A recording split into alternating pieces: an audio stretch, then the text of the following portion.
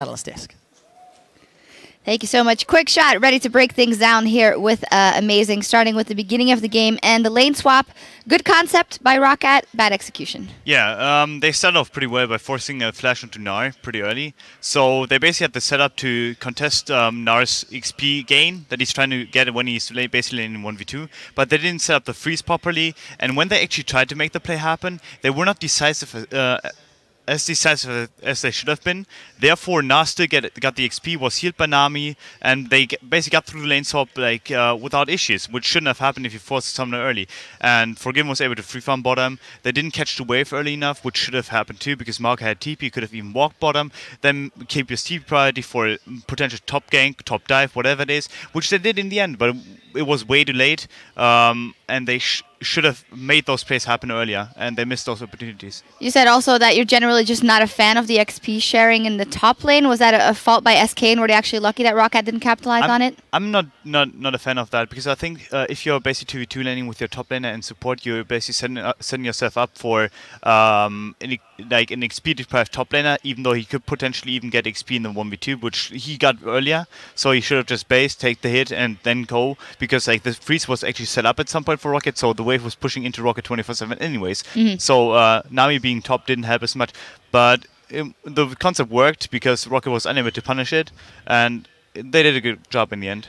There's two things we can always count on. Forgiven was getting farm, and SK was getting dragons. Yet ROCCAT in the skirmishes mid-game did come out on top, even though SK with that Orianna had a very good team kind of comp. Yeah, the thing is that SK played pretty greedy. So did ROCCAT at times, and that's why they got punished pretty hard. But the initial fight, which basically got ROCCAT ahead for short term, was that they greedy dominated, and after Freddy already got caught top, you have to make the sacrifice. If someone gets caught, you cannot go aggressive versus a double TP, which they had in TF and in Maokai. They both TP'd basically behind them and allowed for a chase, which SK should have seen coming. But vice versa, ROCCAT returned the favor and did the same mistake in mid, where they just overextend, walk into the turn more or less without any minions with them, and basically get shockwaved and die there. You said it turned into a game of greed, and we actually have two replays to exemplify that. Let's get the first one up on the screen. They're both around Baron, as that was instrumental in this game. Talk us through this one. Yeah, basically, ROCCAT just randomly starting Drake, Nash, I mean.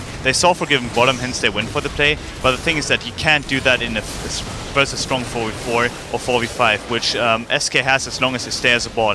What SK wants to do is basically like have Fox get in rotations out, have Svenskon to see someone, and ready to see someone, and then basically get the burst, the QW of Orianna, then they get the proper shockwave, which SK was able to do because they were never contested in their ball, which happens as soon as the enemy team basically groups up for an objective and doesn't try to flank you. And SK is basically like chasing ROCCAT down and allows themselves for early kills. The Orianna there flashing forward to get the auto attack off and the kill. Very different from the Orianna we saw yesterday. Yeah, definitely. I think Fox, what he did this game was really insane. I think we'll have another replay later on, or maybe not. But he even put the Orianna ult on himself and flashed into an AD carry, which is just crazy. Like, that guy must be Korean or something, but I've literally not seen that in the US yet so far, and that was pretty crazy. This is actually the second replay I wanted to show. That is the second replay. So this again, agreed from SK in this case,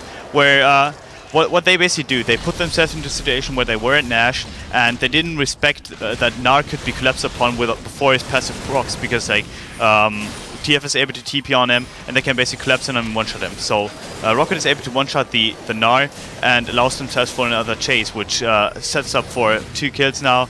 I think they're gonna get a third. Yeah, in a fourth basically on Fox with the E flash of Junkos, which is also mechanically well executed, and that's basically it. It was a game of greed, and in the end, SK's greed was lesser than ROCCAT's.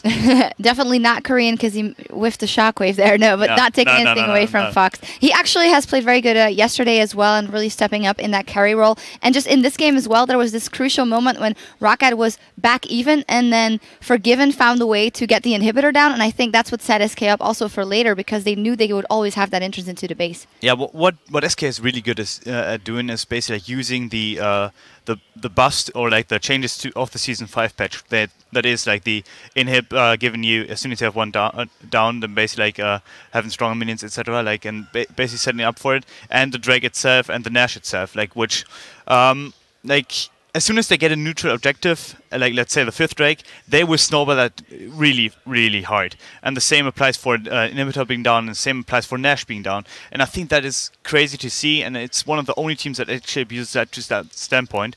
The only other team competing at that level, and with the objectives coming into the Season 5, is actually H2K in the UIC, I think, and it's pretty great to see. Yeah, it is fantastic to see. One last thing about ROCCAT, because I do think that they played a solid game here, even though it didn't go in their favor, and it's starting to look a little bit more like the ROCCAT we expect. Yeah, yeah. I mean, I'm almost on fan. I've always been a vocal fan of ROCCAT, because I think when I see that players, I see roster, I see potential. Like we abuse that word, I abuse that word, maybe CLG has abused that word, obviously. But ROCCAT is supposed to win. They're always in the game to a certain extent, but they make 1 or 2 bad calls and it just snowballs from there. And I don't know what the issue is. I don't know where it comes from, where it stems from, and if the coaches are unable to identify it, I can't identify it either. But they have to find that something that basically makes it happen. And if they're not able to do that, like they deserve to be where they are right now. Yep, and if they want to find it, they'll have to do it very quickly with the season, the split almost ending. Now, coming up in just a few minutes, Elements will chase the Unicorns of Love in the standings as they try to close in on a seat at the spring playoffs. And as Krepo himself said just moments ago, it's time to do or die, so stay with us. Our first matchup of the day between ROCCAT and SK Gaming. Both of these teams picked up wins yesterday, and both of them were in convincing fashion. Tidal Wave goes out, gold cards onto Enrated, here comes Woolite, that's a huge shockwave, but there's not a lot of damage to follow it up. Kill Ori, kill Ori, kill Ori. Yes. Keep fighting, guys, keep fighting, I got ult, I got ult. Go, Graves.